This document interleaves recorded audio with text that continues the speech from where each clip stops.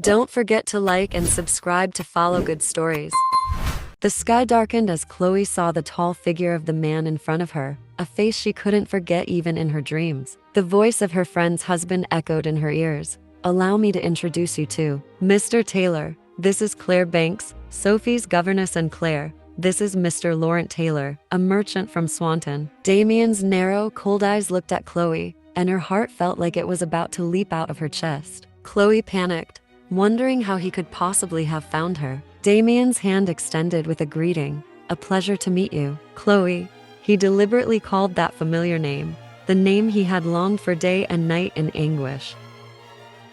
The party started, and Sophie's mother began talking non-stop. "No matter how many times I tell him it's Claire, he seems to keep getting your name wrong. I hope you're not too offended. He says he's in the music business. Huh. You see, this is why I'm not too fond of artistic men. Though I must admit, he did invest quite a bit in today's festivities. Perhaps that's why my who's at that moment." She turned around, noticing her daughter, and shouted, "Sophie, dear, don't touch that." Chloe didn't have the mood to pay attention to Sophia's mother's words, lost in her own thoughts. "I never doubted he would suspect my death. In fact, I was sure he would. Over there." Although physically engaged in small talk with others, Damian's eyes remained fixed on Chloe. As time passed, her certainty faded, because nothing left indicated that she hadn't been completely erased from his world. It seems he's already figured everything out. Chloe had no idea why Damian was still toying with her. He's the sort to cut off all escape routes, identify his opponent's every weakness, and strike at a critical moment without hesitation. Chloe didn't want to sit here pointlessly anymore,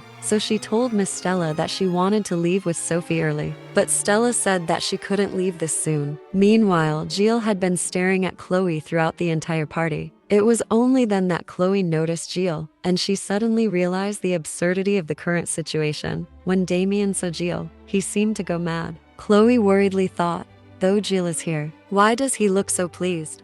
At that moment, Stella called out, "Claire, aren't you going to dance with him?" Seeing Chloe hesitate, she added, "Oh, come now, Claire. It would be an absolute shame to leave without partaking in a single dance." Chloe feared if she revealed that Jill knew Claire, Damian would go mad. Thinking so, she intended to stand up and leave the party. But just then, Damian stepped in front of her. "If it's not too much trouble, would you honor me with the first dance?" Damian asked with a terrifying smile. "Or must I wait my turn?" Chloe responded to him in a firm tone, "Not at all. No one else had asked me to dance. However, I'm afraid I may step on your feet as I'm not very light on mine." Damian replied, "I wouldn't mind being stepped on if it's you, Miss Chloe." Across from them, Stella silently scolded Damian. "Good heavens, it's Claire, and can't you see her cane?" Damian extended his hand, inviting Chloe, his eyes looking at her with a complicated gaze. Unable to refuse this invitation, Chloe put down her cane and placed her hand on Damian's in response to his offer. At that moment, Chloe stumbled upon Sophia's teddy bear and almost fell, but Damian quickly caught her waist. Chloe's whole body lay securely in Damian's arms. Chloe's heart felt like it would leap out of her chest, while Damian whispered, "My love, have you been enjoying yourself in a world without me?" Both of them merged into the crowd with the dance. Damian spoke, "My love, you still haven't answered my question." Chloe unwillingly replied, "Your Grace, how would you answer it?" Chloe's heart ached, and Damian pressed on. "I ask first, Duchess." Reluctantly, Chloe hesitated before answering, "I quite enjoyed it."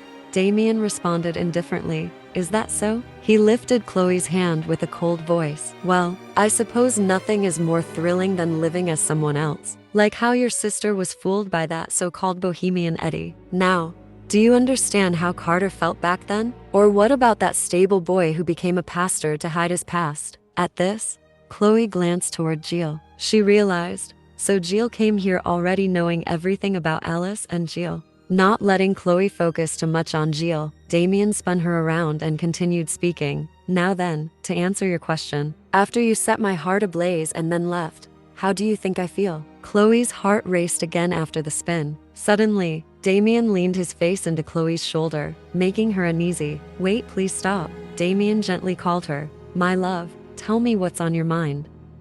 "My curiosity is driving me mad." Damian's eyes reddened, filled with emotions, his brows furrowed. Clearly, he had endured a lot. Under the blazing red lights, Chloe asked Damian, "Did you come to kill me?" As if hearing a joke, Damian laughed loudly. Haha, what? Heavens no, killing you isn't the way to make you suffer. Wiping out that new family of yours, the ones treating a queen like a mere commoner, would hurt you so much more, wouldn't it? Still in the dance, Chloe sarcastically responded, "Is that another threat?" "It seems you misunderstand me, Chloe," Damian replied. Hearing this, Chloe grew a bit angry. Misunderstand you? But if it's not a threat, then what could you possibly mean by that? Damian asked back. What do you think? Do you play games with me? Chloe asked. In the same indifferent tone, Damian replied, "Does it look like I'm playing games right now?" Despite heightened political tensions, I came here alone, without any guards. Does that seem like just a game to you? Chloe angrily responded, "I haven't a clue what you're thinking. But what I do know is that I never want you to destroy my world ever again." Damian pushed Chloe against the wall, replying to her anger, "I didn't come to destroy it." Hearing those words, Chloe seemed to lose control and screamed at Damian, "Then why are you here?" At that moment, the lights began to explode. Everyone in the hall panicked and didn't dare move. Taking advantage of the moment, Damian leaned close to Chloe's ear, his hand caressing her lips. "Because I've missed you. I wanted to see you, to speak to you, to dance with you, Chloe." As Damian moved closer, Chloe quickly told him to stop. But Damian, at this point, wasn't listening. Stop what? This? After those words, Damian placed a kiss on Chloe's lips, tears welling up in her eyes. Her hand rested against Damian's chest. Suddenly, the lights came back on, and Chloe pushed Damian away and ran back to where Stella was sitting. Seeing Chloe's panicked state, Miss Stella worriedly asked, "Oh, my, what's going on?" "These sorts of outages have been occurring much too often lately. Claire, are you all right?" Chloe quickly responded, "My apologies. I'm not feeling too well, so I think it best I leave now." Hearing this, Stella helped Chloe out the door, while Damian watched everything with a troubled look. Back to a rainy night at Damian's mansion, his assistant's voice echoed, "Your Majesty, it's far too dangerous to go directly to the duchy. Your face has been all over the papers." Damian calmly responded, "Well, I look much better in person than I do in photographs, so you needn't worry." His close assistant urgently pleaded with the king, "Then please, at least take your soldiers with you." Hearing this, Damian teased, "And do what? Start a war?" The assistant, frustrated, said, "I'd rather pretend to go mad and kidnap Her Majesty myself." "Do whatever you wish." Before he could finish, Damian interrupted, "If that was my plan, I would have already done it the moment I found Chloe. I'm not foolish enough to repeat the same mistake twice." "No, of course not. But what exactly are you planning to do?" The assistant replied, placing his hand on the window. Damian looked out at the pouring rain. "I plan to make her come back to me of her own free will. I'll remind her that I'm already a part of her world." The assistant, curious, asked, "And if she refuses?" Just as Damian answered, a loud clap of thunder roared. "Swandon will have a new king once again. If she rejects me, I'll return to her the last gift she ever gave me. I'm someone who believes in fair exchanges, you see. Chloe is no exception."